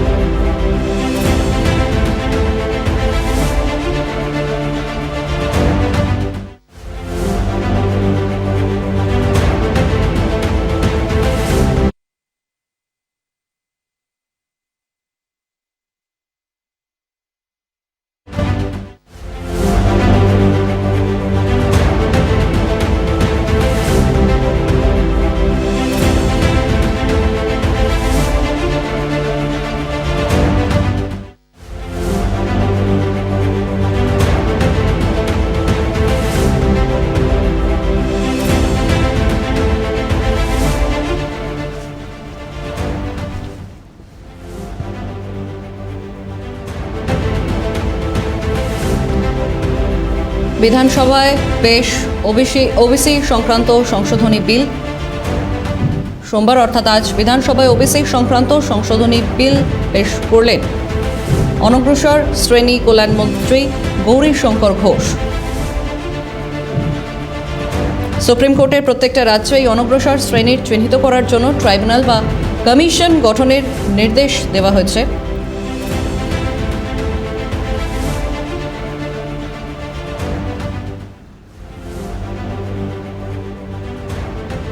Telephone লাইনে রয়েছেন প্রতিনিধি খালেদ জামাল। খালেদ, ইতিমধ্যে বিধানসভায় পেশ ওবিসি সংক্রান্ত সংশোধনী বিল, এই মুহূর্তের কি আপডেট? গুরুত্বপূর্ণ বলা যেতে পারে, তার কারণ হচ্ছে অনগ্রসর শ্রেণীর ক্ষেত্রে যে ওবিসি বিল বিগত সরকার এনেছিল সেখানে কিন্তু একাধিক জনসংখ্যা দেখা গিয়েছিল, এবং শুধু তাই নয়, যেটা দেখা গেল যে বিভিন্ন ক্ষেত্রে বিভিন্ন সম্প্রদায়কে কিন্তু এই বিলের মধ্যে ঢুকে দেওয়া হয়েছিল, যার ফলে যারা অনগ্রসর শ্রেণীর মানুষ ছিলেন তাদের যে কল্যাণ হওয়ার কথা ছিল সেটা হয়নি বলে অভিযোগ বর্তমান সরকারে। ইতিমধ্যে আমরা জানি যে স্বরাষ্ট্রমন্ত্রী হিসাবে আজকে এই সমস্ত বিল পেশ করবেন মুখ্যমন্ত্রী শুভেন্দু অধিকারী, এবং এই বিলের মাধ্যমে যাতে প্রকৃত যে সমস্ত অনগ্রসর শ্রেণী রয়েছে তাদের যাতে সুযোগ সুবিধা প্রদান করা যায় এবং তাদের যাতে সমস্ত সুরক্ষা দেওয়া যায়, তার জন্যই কিন্তু আজকে এই ওবিসি বিল আনা হচ্ছে। এবং এই বিলের মাধ্যমে বিশেষ করে অনগ্রসর শ্রেণী, আদিবাসী যারা রয়েছেন, বিভিন্ন জনগোষ্ঠী রয়েছেন, জনজাতি রয়েছেন, তাদের যাতে কল্যাণ করা যায়, তাদের বিভিন্ন ক্ষেত্রে যাতে তাদেরকে এগিয়ে নিয়ে আসা যায়, এবং বিশেষ করে চাকরির ক্ষেত্রে সংরক্ষণের কথা বলা হয়েছে সেটা যাতে সঠিকভাবে ব্যবহার করা হয়। আমরা জানি যে ইতিমধ্যে যে সংরক্ষণের আওতায় ওবিসিকে আনা হয়েছে সেখানে কিন্তু বিভিন্ন ক্ষেত্রে দেখা যাচ্ছে যে বিস্তার একটা দুর্নীতি রয়েছে, যে এগুলো বারবার মুখ্যমন্ত্রী শুভেন্দু অধিকারী নিজেও করেছেন, এবং এই দুর্নীতি যাতে দূর করা যায় এবং সেখানে প্রকৃত অনগ্রসর শ্রেণীর মানুষ যারা রয়েছেন তাদেরকে যাতে চাকরির ক্ষেত্রে সংরক্ষণ দেওয়া যায়, এবং সেই সমস্ত সুযোগ সুবিধা যেটা রয়েছে ওবিসির ক্ষেত্রে সেই সমস্ত সুযোগ সুবিধা আনা যায়, সেই সংক্রান্ত কিন্তু এই সংশোধনী আনতে চলেছে রাজ্য সরকার। এবং এর ক্ষেত্রে কিন্তু যে সমস্ত প্রস্তাব রাজ্য সরকারের পক্ষ থেকে দেওয়া হয়েছে সেই প্রস্তাবের মধ্যে কিন্তু বিভিন্ন ক্যাটাগরি ঠিক করে দেওয়া হয়েছে, অর্থাৎ কোন কোন জনগোষ্ঠী, কোন কোন সম্প্রদায় এই ওবিসি বিলে থাকবে, সেই সমস্ত প্রস্তাব নিয়ে আকারে কিন্তু আজকে এই বিল, গুরুত্বপূর্ণ বিল বলা যেতে পারে, সেই বিল কিন্তু আজকে এই বিধানসভা অধিবেশনে পেশ হবে। একেবারে খালেদ, অন্যদিকে পেশ করা হয়েছে বিধানসভায় বিল পেশ করলেন মন্ত্রী গৌরীশঙ্কর ঘোষ, অনগ্রসর শ্রেণী কল্যাণমন্ত্রী গৌরীশঙ্কর ঘোষ, এবং অনগ্রসর শ্রেণী কমিশনের ক্ষমতা বৃদ্ধিতে বিল পেশ করা হলো, কতটা গুরুত্বপূর্ণ? একেবারে দেখো, সব ক্ষেত্রে কিন্তু কমিশন গঠন করে যাতে স্বচ্ছ এবং ভালোভাবে যাতে সমস্ত প্রক্রিয়া বলবৎ হয় এবং বিশেষ করে তাদের যে অধিকার রয়েছে সেই অধিকার থেকে যাতে নির্দিষ্ট শ্রেণী বঞ্চিত না হয়, সরকারের প্রাধান্য কিন্তু সেই বিষয়ে নিয়ে রয়েছে এবং সেই কারণে এই ওবিসি বিল আজকে পেশ করেছেন এবং সেক্ষেত্রে বলা যেতে পারে যে তাদের যে চিন্তা ভাবনা, সেই চিন্তা ভাবনা এই সংসদেরই যে রয়েছে সেই সংসদের মাধ্যমে যাতে এই যে ওবিসি ক্ষেত্রে যে সমস্ত বিভিন্ন পিছিয়ে পড়া মানুষ রয়েছে তাদের কল্যাণের জন্য, তাদের উন্নয়নের জন্য যাতে কাজ করা যায়, তো সেই জন্যই কিন্তু একেবারে ধন্যবাদ খালেদ। নিজের নিজের আসনে বসুন।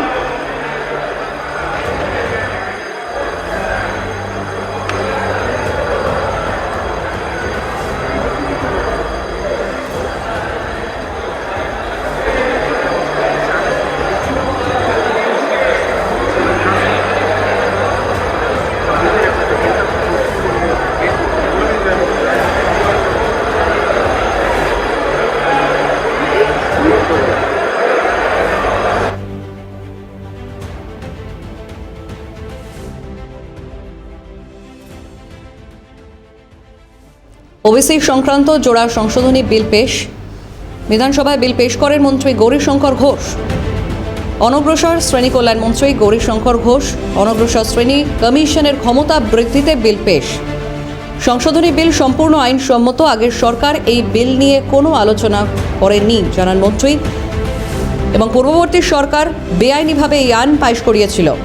আগের সরকার ভোটে জেতার জন্য একটি বিশেষ সম্প্রদায়কে তোষণ করেছে। বিশেষ সম্প্রদায়কে তোষণ করতে 113টি জাতিকে এই বিলে অন্তর্ভুক্ত করেছিল। রাজনৈতিক স্বার্থ চরিতার্থ করতে এই বিল এনেছিল আগের সরকার জানান অনগ্রসর শ্রেণী কল্যাণমন্ত্রী গৌরীশঙ্কর ঘোষ। আগের সরকার একতরফা ওবিসি বিল এনেছিল। তৃণমূল সরকারের আমলে সংখ্যালঘুদের সঙ্গে প্রতারণা করা হয়েছে। বিল পেশ করে অভিযোগ অনগ্রসর শ্রেণী কল্যাণ মন্ত্রীর। হাইকোর্টের রায়কে সম্মান জানিয়েই এই সংশোধনী বিল আনা হয়েছে।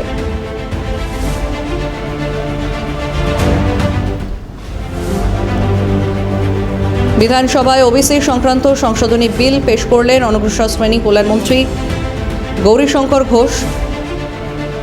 যেমনটা তিনি জানালেন, সময় মাত্র 13 মিনিট, কিন্তু 14 বছরের যুদ্ধের ইতিহাস। বুদ্ধিজীবী সুলভ মিথ্যাচারের দুর্দান্ত উদাহরণ হতে পারে আইন জগতে ও সংসদের সামনে। প্রাতিষ্ঠানিক দুর্নীতির কালো অধ্যায়, যার বিরুদ্ধে মুখ্যমন্ত্রী লড়াই শুরু করেছে জানালেন মন্ত্রী। সুপ্রিম কোর্টে প্রত্যেকটা রাজ্যে অনগ্রসর শ্রেণী চিহ্নিত করার জন্য ট্রাইব্যুনাল বা কমিশন গঠনের নির্দেশ দেন। নির্দেশ অনুযায়ী 1993 সালে পশ্চিমবঙ্গে গঠিত হয় West Bengal commission for backward classes commission, অর্থাৎ অনগ্রসর শ্রেণী কমিশন। এবং কমিশন গঠন হওয়ার পর 1994 থেকে 2009 সাল পর্যন্ত সর্বমোট 66টি কমিউনিটিকে পশ্চিমবঙ্গে ওবিসিতে তালিকাভুক্ত করার যোগ্য হিসেবে চিহ্নিত করা হয়, যার মধ্যে 54টি কমিউনিটি হিন্দু এবং 12টি মুসলিম। 2011 বিধানসভা নির্বাচনের আগে 2010 সালে ফেব্রুয়ারির 8 তারিখ বুদ্ধদেব ঘোষণা করেন সরকারি চাকরিতে মুসলিমদের 10% সংরক্ষণ দেবেন। সেই প্রসঙ্গও তোলেন এদিন মন্ত্রী গৌরীশঙ্কর ঘোষ।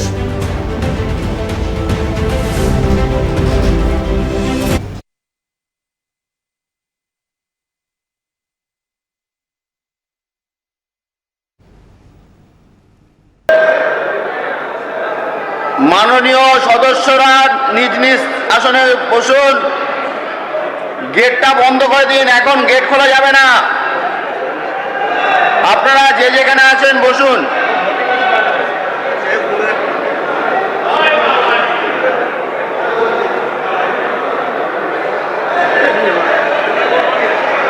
আপনাদের যখন বেল বাজলো তখন কি করেছিলেন? তখনও তো আপনারা এই ডিসিশন নিতে পারতেন। বেল তো অনেকক্ষণ ধরে বেজেছিল। বসুন। আপনাদের অনেকক্ষণ ধরে বেল বেজেছিল, তখন আপনারা সিদ্ধান্ত নেননি। আপনারা এখন নিজের সিটে বসুন। আমাদের সঙ্গে টেলিফোন লাইনে রয়েছেন সুদীপ্ত পাল। সুদীপ্ত, এই মুহূর্তে বিধানসভা কক্ষের ভেতরের চিত্রটা ঠিক কি? তৃণমূল কি ওয়াকআউট করছে, কি দেখা যাচ্ছে? দেখো, ওবিসি বিল নিয়ে আলোচনার পর এই প্রস্তাবটি ধ্বনি ভোটের জন্য স্পিকারের পক্ষ থেকে আবেদন করা হয়, কিন্তু ধ্বনি ভোটের প্রস্তাবের পরই সেই সময় আইএসএফ বিধায়ক নওশাদ সিদ্দিকী তিনি কিন্তু এটার বিরোধিতা করেন এবং তিনি ধ্বনি ভোটকে সমর্থন না করে ভোটাভুটির দাবি জানান। এরপরই কিন্তু স্পিকার ভোটাভুটির প্রস্তাবকে সমর্থন করেন এবং ঠিক এই সময় যখন ভোটাভুটির পদ্ধতি শুরু হবে তার আগে যখন স্লিপ পাঠিয়ে দেওয়া হচ্ছে বিধায়কদের কাছে ভোট দেওয়ার জন্য, সেই সময় হঠাৎই ঋতব্রত বন্দ্যোপাধ্যায়ের নেতৃত্বে যারা বিক্ষুব্ধ তৃণমূল বিধায়ক আছেন তারা কিন্তু ভোটদানে বিরত থেকে বিধানসভার অধিবেশন কক্ষ ত্যাগ করে তারা কিন্তু বেরিয়ে গেছেন। যদিও কালীঘাটপন্থী তৃণমূলের বিধায়করা তারা কিন্তু বিধানসভার মধ্যেই আছেন। মনে করা হচ্ছে তারা কিন্তু এই স্লিপের মাধ্যমে ভোটাভুটির মাধ্যমে ওবিসি বিলের পক্ষে ওবিসি বিল নিয়ে তারা তাদের মতামত জানাতে পারে। অর্থাৎ এই যে ওবিসি বিল পাসের আগে একরকম প্রায় ঋতব্রত বন্দ্যোপাধ্যায়ের নেতৃত্বে তৃণমূল বিধায়কদের সমর্থন ছাড়াই কিন্তু এই বিল পাস হতে চলেছে। পরিস্থিতি ঠিক এরকমই, এবং বিরোধীদের পক্ষে আইএসএফ এর বিধায়ক নওশাদ সিদ্দিকী যেমন রয়েছে, সিপিএম এর পক্ষে সেখানে কিন্তু মোহাম্মদ মোস্তাফিজুর রহমান তিনিও কিন্তু রয়েছেন। শুধুমাত্র ঋতব্রত বন্দ্যোপাধ্যায়ের নেতৃত্বে বিক্ষুব্ধ তৃণমূল ছাড়াই কিন্তু এই ভোটাভুটি যে পদ্ধতি সেই পদ্ধতি কিন্তু সম্পন্ন হতে চলেছে এবং কিছুক্ষণের মধ্যেই কিন্তু পরিষ্কার হয়ে যাবে এই ওবিসি সংরক্ষণ বিল নিয়ে যে আইন রচনা হতে যে আইন তৈরি হতে চলেছে সেটা, এবং সেটাই কতজন বিধায়ক সমর্থন করেন সেটা কিন্তু কিছুক্ষণ পরেই ভোটাভুটির পরে কিন্তু পরিষ্কার হয়ে যাবে। সুদীপ্ত, একেবারেই যেমনটাই তুমি জানাচ্ছিলে যে ভোটদানে বিরত ঋতব্রত তৃণমূল ওয়াকআউট করছে তারা, এদিকে ঋতব্রতপন্থী তৃণমূলের একাংশে ভোটদানে বিরত থাকলেও কালীঘাটপন্থী তৃণমূলের সেখানে কি ভূমিকা, কি করছেন তারা? দেখো, কালীঘাটপন্থী যারা তৃণমূল বিধায়ক আছেন তারা কিন্তু এই মুহূর্তে বিধানসভার অধিবেশন কক্ষে রয়েছেন এবং স্লিপ কিন্তু স্পিকারের নির্দেশে বিধায়কদের কাছে পৌঁছে যাচ্ছে এবং তারা যে ভোট দেবেন এবং সেটা সমর্থনের পক্ষে হোক বিপক্ষে যদি ভোটও দেন তাদের এই উপস্থিত থেকে ভোটদানের মধ্য দিয়েই কিন্তু এই ওবিসি সংরক্ষণের যে আইন সেটা কিন্তু কিছুক্ষণ বাদেই পাস হতে চলেছে এবং সেখানে কিন্তু তাদের ভূমিকা রাখবেন কালীঘাটপন্থী যারা তৃণমূল বিধায়ক আছেন তারা ভোটের মাধ্যমে। একেবারে সুদীপ্ত, সঙ্গে থাকো। আরো একবার জানিয়ে রাখি, ওবিসি সংরক্ষণ সংশোধনী বিল তা পেশ হচ্ছে এবং ইতিমধ্যেই যেমনটাই জানা যাচ্ছে যে ঋতব্রত পন্থী তৃণমূল তারা ওয়াকআউট করেছে, ভোটদান থেকে বিরত রয়েছেন তারা, কিন্তু অন্যান্য বিধায়করা রয়েছেন সেখানে। অভিন্ন দেমানি বিল নিয়ে বিবৃতি দেবেন মুখ্যমন্ত্রী, তাও পরবর্তীতে আমরা নজর রাখবো। সুদীপ্তর কাছে আরো একবার এই মুহূর্তের পরিস্থিতি জানার চেষ্টা করব। সুদীপ্ত, দেখো, এই মুহূর্তে কিন্তু ভোটাভুটির যে পদ্ধতি সেই পদ্ধতি কিন্তু চলছে এবং সেখানে কুণাল ঘোষ উপস্থিত রয়েছেন। কালীঘাটপন্থী তৃণমূল বিধায়কদের মধ্যে উপস্থিত রয়েছেন কুণাল ঘোষ, শোভনদেব চট্টোপাধ্যায় সহ অন্যান্যরা, এবং ঋতব্রত বন্দ্যোপাধ্যায়ের নেতৃত্বে বিক্ষুব্ধ তৃণমূল যারা বিধায়ক আছে তারা কিন্তু এই মুহূর্তে অধিবেশন কক্ষ ত্যাগ করে বেরিয়ে গেছেন। তারা কিন্তু অ্যাকচুয়ালি বিরুদ্ধে ভোট না দিয়ে তারা কিন্তু অ্যাবসেন্ট থাকতে চাইছেন। এই পলিসিতেই কিন্তু তারা এই সিদ্ধান্ত নিয়েছেন বলে মনে করা হচ্ছে। অন্যদিকে কালীঘাটপন্থী যারা বিধায়ক আছেন তারা সরাসরি বিরোধিতা করতে কিন্তু আইন জানাবেন, কিন্তু এক্ষেত্রে কেন বিরোধিতা না করে ঋতব্রত বন্দ্যোপাধ্যায়ের নেতৃত্বে বিক্ষুব্ধ যারা তৃণমূল আছেন তারা ভোটের মাধ্যমে কেন বিরোধিতা অধিবেশন কিন্তু এই যে স্লিপ পাঠানো হচ্ছে বিধায়কদের সেখানে কিন্তু ভোট দেওয়ার মাধ্যমে স্পষ্ট হয়ে যাবে এই ওবিসি সংরক্ষণ বিল নিয়ে মতামত, এবং আরো স্পষ্ট হয়ে যাবে যে এই কিছুক্ষণ পরেই কিন্তু এই ভোটাভুটির মাধ্যমে পাস হতে চলেছে ওবিসি সংরক্ষণ বিল। সুদীপ্ত, একটা বিষয় একটু ক্লিয়ার হতে চাইবো, ঋতপন্থী তৃণমূল মানে ঋতব্রতপন্থী তৃণমূল যারা তারা কি ওয়াকআউট করে বাইরে বেরিয়ে গিয়েছেন নাকি তারা বিধানসভা কক্ষের মধ্যেই রয়েছেন, শুধুমাত্র ভোটদানে বিরত থাকছেন তারা? দেখো, অধিবেশন কক্ষ ছেড়ে কিন্তু ঋতব্রত বন্দ্যোপাধ্যায়ের নেতৃত্বে বিক্ষুব্ধ তৃণমূল বিধায়করা বেরিয়ে গেছেন। অর্থাৎ তাদের এই ভূমিকা থেকে স্পষ্ট এই যে ভোটাভুটি হচ্ছে এই ভোটাভুটিতে তারা কোনো রকম অংশ নিতে চাইছেন না, কিন্তু তারা কিন্তু ভোটে থেকে তারা কিন্তু অধিবেশন কক্ষে থেকে ভোটের বিরুদ্ধে ভোট দিয়ে তাদের ভূমিকা না দেখিয়ে তারা কেন এই অধিবেশন কক্ষ ত্যাগ করে বেরিয়ে গেলেন, এটাই কিন্তু একটা সবচেয়ে বড় প্রশ্ন। কারণ তারাই কিন্তু বিরোধী দলনেতা ঋতব্রত বন্দ্যোপাধ্যায় এবং তৃণমূল বিধায়কদের বিরোধী অংশ বিধানসভায়, কিন্তু তারা বিরুদ্ধে ভোট না দিয়ে কেন বেরিয়ে গেলেন, এই প্রশ্নটা কিন্তু রয়েই যাচ্ছে। বেশ, একেবারেই সুদীপ্তর সঙ্গে থাকো। আরও একবার জানিয়ে রাখি যে এই মুহূর্তে ঋতব্রত শিবির ছড়াই চলছে কিন্তু ভোটদান পর্ব। উপস্থিত সেখানে কালীঘাটপন্থী তৃণমূলের বিধায়করা রয়েছেন কুণাল ঘোষ, শোভনদেব চট্টোপাধ্যায়। ইতিমধ্যেই বিধানসভায় ওবিসি সংক্রান্ত সংশোধনী বিল তা পেশ করলেন অনগ্রসর শ্রেণী কল্যাণ মন্ত্রী গৌরীশঙ্কর ঘোষ। সুদীপ্তর কাছে জানতে চাইব, সুদীপ্ত, কিছুক্ষণ আগেই অনগ্রসর শ্রেণী কল্যাণ মন্ত্রী গৌরীশঙ্কর ঘোষ তিনি পেশ করেছেন এই ওবিসি সংক্রান্ত সংশোধনী বিল। মন্ত্রী কি বললেন কিছুক্ষণ আগে, যদি একটু জানাতে পারো আমাদের। দেখো, অনগ্রসর শ্রেণীর মন্ত্রী গৌরীশঙ্কর ঘোষ তিনি কিন্তু এই বিলের সমর্থনে কিছুক্ষণ আগেই তার বক্তব্য রেখেছেন এবং তিনি কিন্তু এর জন্য তৃণমূল সরকারকেই দায়ী করেছেন। তার অভিযোগ, তৃণমূল সরকারের আমলে সেখানে কিন্তু ওবিসিদের রাজনৈতিক স্বার্থে ভোট ব্যাংক হিসাবে ব্যবহার করা হতো, তাই সেখানে ওবিসিদের সংরক্ষণ দেওয়া হয়েছে, কিন্তু কোনো রকম ওবিসি বাছাইয়ের ক্ষেত্রে কিন্তু গত সরকার কোনো রকম ব্যবস্থা নেয়নি। এই সরকারের আমলে নতুন যে ওবিসি সংক্রান্ত বিল পাশ চলেছে সেখানে কিন্তু এই বাছাইয়ের প্রক্রিয়া বা নির্দিষ্ট করার যে প্রক্রিয়া, সেই প্রক্রিয়াটা কিন্তু হবে। সুতরাং বিরোধীরা যতই বিরোধিতা করুক না কেন, তার একটাই বক্তব্য যে এই গত তৃণমূল সরকারের আমলে ওবিসি সংরক্ষণ নিয়ে সঠিকভাবে সিদ্ধান্ত নেননি পূর্বতন যিনি মুখ্যমন্ত্রী ছিলেন মমতা বন্দ্যোপাধ্যায় তিনি, এবং সেক্ষেত্রে কিন্তু সেই কারণে কিন্তু ওবিসি সংরক্ষণ বিলটাকে নতুনভাবে আইনে পরিণত করা এবং সেটাকে রিফ্রেশ করার যে প্রক্রিয়া সেটা কিন্তু এই বিল পাসের মাধ্যমে হবে, এমনটাই কিন্তু দাবি করেছেন অনগ্রসর শ্রেণী কল্যাণ উন্নয়ন মন্ত্রী গৌরীশঙ্কর ঘোষ। সুদীপ্ত, এই মুহূর্তে যে পরিস্থিতি সৃষ্টি হয়েছে তাতে বুঝতে পারছি একটা কনফিউশন, অর্থাৎ একদিকে তৃণমূলের মধ্যে একদিকে কালীঘাটপন্থী তৃণমূল, একদিকে ঋতব্রতপন্থী তৃণমূল। কালীঘাটপন্থী তৃণমূল এই ভোটাভুটিতে অংশগ্রহণ করলো, কিন্তু ঋতব্রতপন্থী তৃণমূল তারা কিন্তু এই ভোটে অংশ নিল না। সুতরাং এখন এই মুহূর্তে সিচুয়েশন কোন দিকে দাঁড়িয়ে? তৃণমূল কি আদৌ এই ভোটে অংশ নিল নাকি নিল না? দেখো, এই মুহূর্তে তৃণমূল কিন্তু বিধানসভার ভেতরে ভেঙে দুটুকরো, যদিও বিরোধী এখানে বিধানসভার মধ্যে বিরোধী তৃণমূল বা বিরোধী দলনেতা হিসেবে রয়েছেন ঋতব্রতর নেতৃত্বে যারা বিক্ষুব্ধ তৃণমূল বিধায়ক আছেন, তারা কিন্তু এই ভোটে অংশ নিল না। তারা কিন্তু ভোটের মাধ্যমে তাদের বিরোধিতা না করে কেন অ্যাবসেন্ট হিসেবে নিজেদের দেখিয়ে ঋতব্রতর নেতৃত্বে বেরিয়ে গেলেন, সেই প্রশ্নটা কিন্তু থাকছে।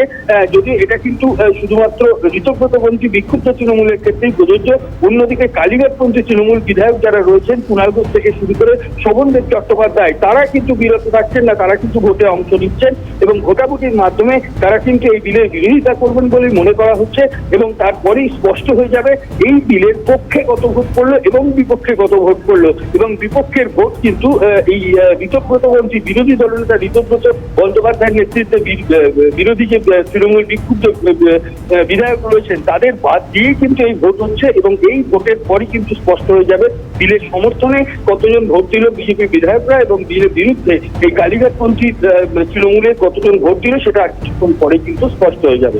বেশ বেশ, ধন্যবাদ সুদীপ্ত। অনলাইনে ছিলেন প্রতিনিধি সুদীপ্ত পাল। আপনারা দেখছেন ইতিমধ্যে বিধানসভায় ওবিসি সংক্রান্ত সংশোধনী বিল তা পেশ করেছেন অনগ্রসর শ্রেণী কল্যাণ মন্ত্রী গৌরীশঙ্কর ঘোষ এবং ইতিমধ্যেই আজ সোমবার বিধানসভায় পেশ হবে 4টি বিল, সেগুলি অনগ্রসর শ্রেণী কমিশন সংশোধনী বিল এবং তা ইতিমধ্যেই পেশ হয়েছে এবং বিধানসভা কক্ষেও একেবারে ছিন্ন ভিন্ন হয়েছে তৃণমূল।